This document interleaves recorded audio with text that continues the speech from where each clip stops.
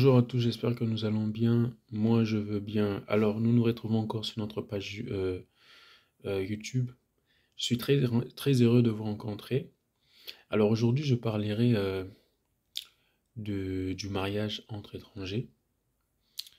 Alors, je parlerai vraiment de la procédure, non pas du mariage entre un étranger et un Français, plutôt du mariage de deux étrangers en France. Comment deux étrangers peuvent se marier en France à la mairie.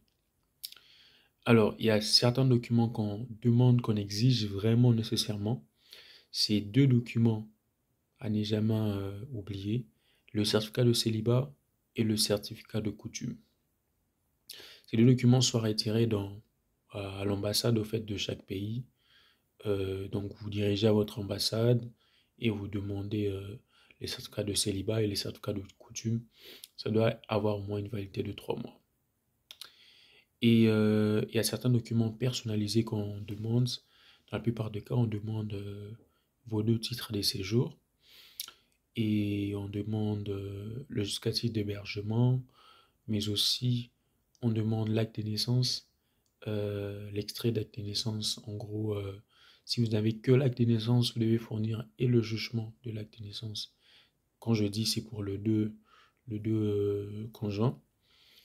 Et donc, dès que vous avez fourni tous ces documents, vous devez fournir également votre pièce d'identité. Ça peut soit être le passeport, soit la carte consulaire.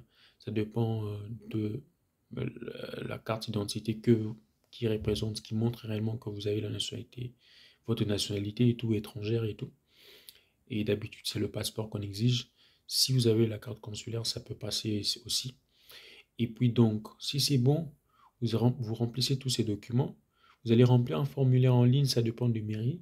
Soit ça peut être un formulaire papier, soit ça peut être un formulaire en ligne que vous allez remplir.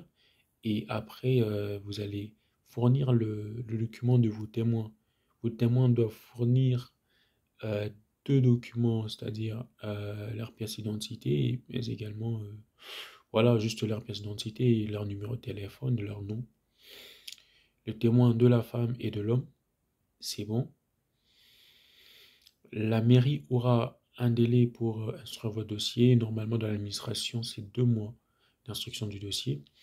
Si on exige, si l'audition est possible, si la mairie estime que on doit vous auditionner, peut-être, voilà, en disant que pour regarder si c'est réellement un mariage, pas trafiqué pour le papier ou et tout, vous passerez par une audition dans laquelle on vous posera des questions. euh, voilà, chacun passera devant l'auditeur et tout, qui lui posera des questions en rapport sur son conjoint ou sa conjointe et vice-versa. À la suite de l'audition, l'élu va décider si réellement on doit célébrer votre mariage ou pas. Et si c'est bon, il y a une décision favorable, il y aura publication de ban pendant 10 jours, et puis après le 10 jours, on pourra célébrer votre mariage. Donc voilà, c'est ça la procédure pour des étrangers qui veulent se marier en France.